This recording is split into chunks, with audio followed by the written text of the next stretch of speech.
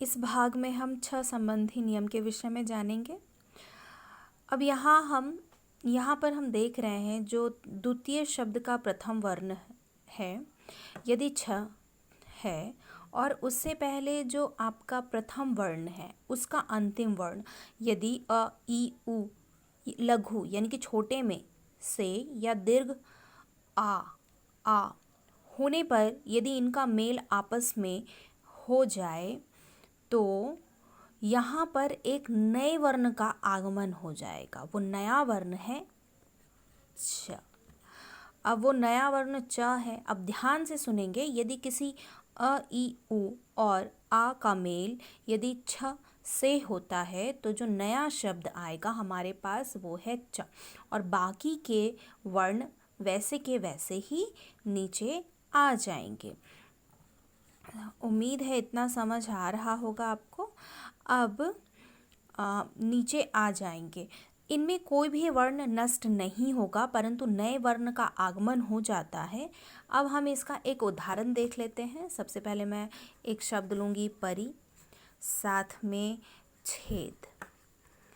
अब यहाँ पे आप देखिए तो यह एक क्या है, एक व्यंजन है और यहाँ पे भी एक व्यंजन है।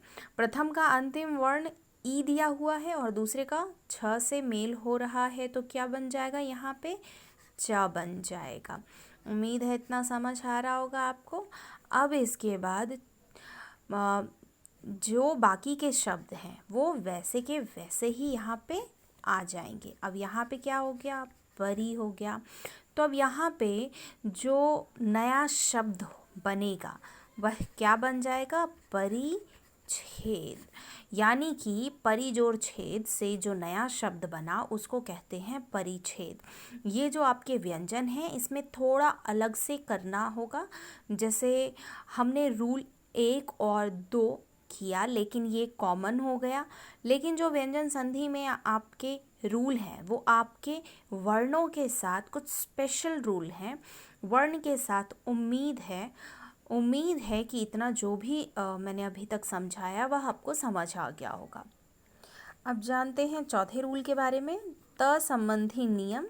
यहाँ जो त संबंधी नियम है तो इसका क्या है और कैसे इसमें काम करेगा, तो ध्यान से सुनेंगे। त संबंधी नियम के विषय में जानेंगे।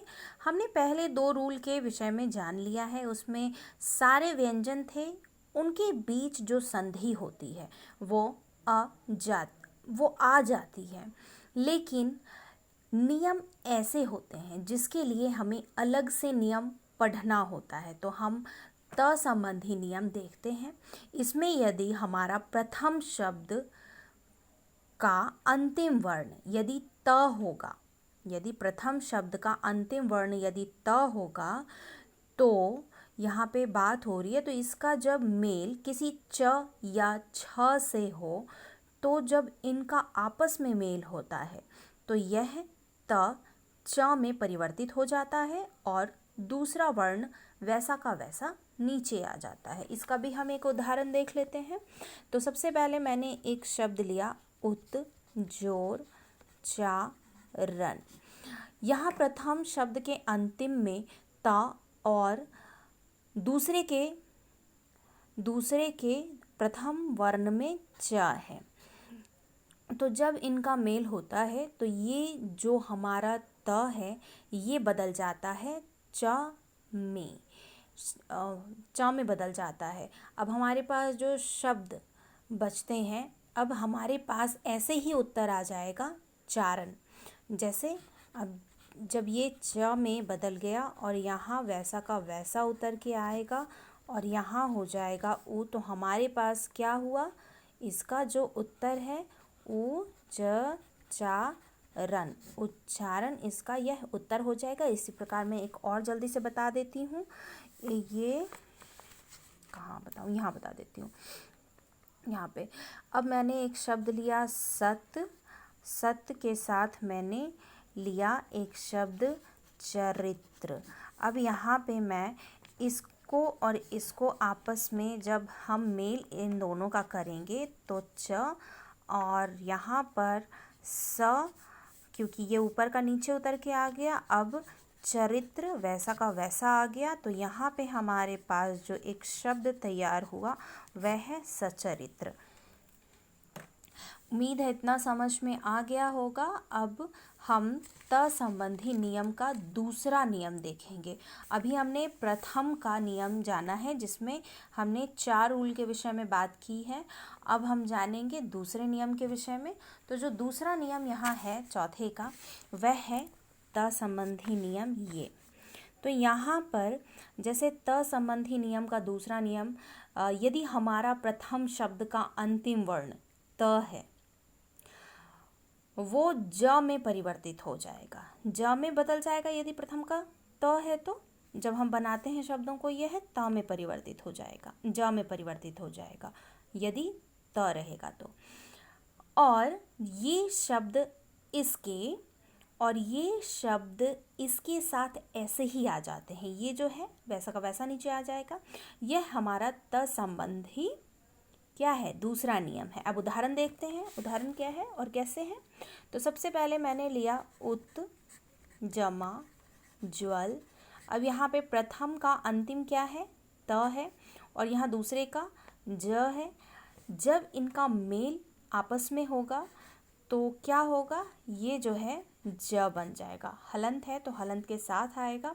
अब बाकी क्या हमारे पास जो शब्द बचता है वह है उ, जमा, ज्वल।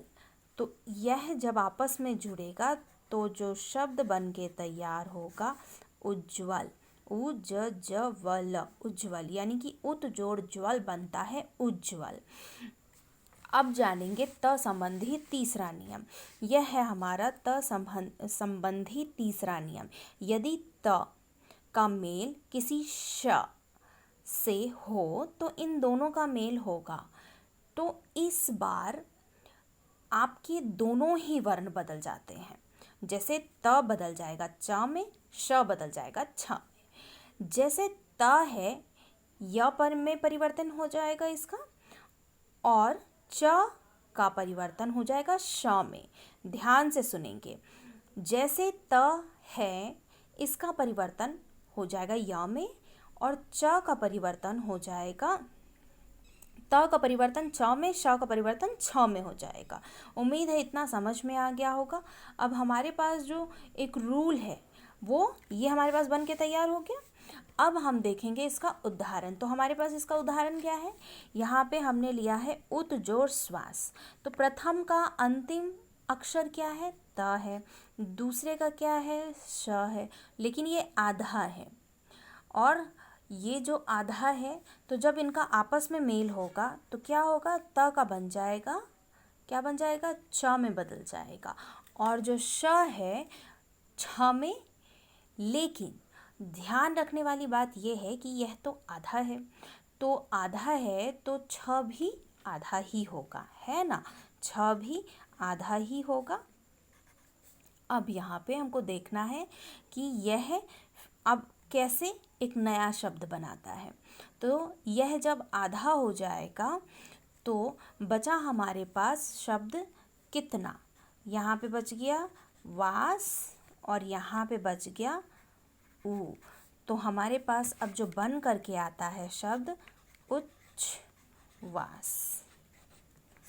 उम्मीद है ये समझ आ गया होगा। अब त संबंधी अगला रूल क्या कहता है, यदि त के बाद ह आया है, यदि त के बाद ह आया है तो यहाँ भी दोनों वर्ण बदल जाएंगे। ध्यान रखने वाली बात है, यहाँ पे भी दोनों वर्ण बदल जाएंगे। तो जो वर्ण बदलेंगे, जैसे त है तो द में बदल जाएगा, त थ द। ह है तो ध में बदल जाएगा। पुनः बता देती हूँ, यहाँ भी दोनों वर्ण बदल जाएंगे। त बदल जाता है द में, वहीं ह बदल जाता है ध में। ये हमारा चौथा रूल है। अब इसका जो है, अब इसका हम उदाहरण देख लेते हैं। हमने लिया है एक शब्द उत, दूसरा शब्द है हार। अब इसको हम आपस में जब मेल कराएंगे तो द में बदल जाता है और ह किस में आ जाएगा, यहाँ देखिए ध में आ जाएगा। तो यहाँ पे अब हमने इसको जोड़ दिया आपस में, बच गया हमारे पास शब्द इतना। तो यहाँ पर अब हम देखेंगे कि हमारे पास जो नया शब्द बन के आया वो क्या है। हमारे पास जो नया शब्द बन के आया उद्धार है, लेकिन ये नहीं, माफ़ करना, उ द ध आ की मात्रा र, ये भूल गई थी, तो उद्धार हो गया। अब यहाँ पर हम इस तरीके से तो उद्धार नहीं लिखते हैं क्योंकि ये अशुद्ध है लेखनी के रूप में। हम उद्धार को हमेशा इस प्रकार से लिखते हैं, उद्धार। तो यह हमारा उत्तर आता है। तो उम्मीद है यह भी आपको स्पष्ट हो गया होगा। अब हम जानेंगे, इसमें हम म संबंधी नियम यानी कि अगले नियम में हम म संबंधी नियम के विषय में जानेंगे, लेकिन अगले भाग में।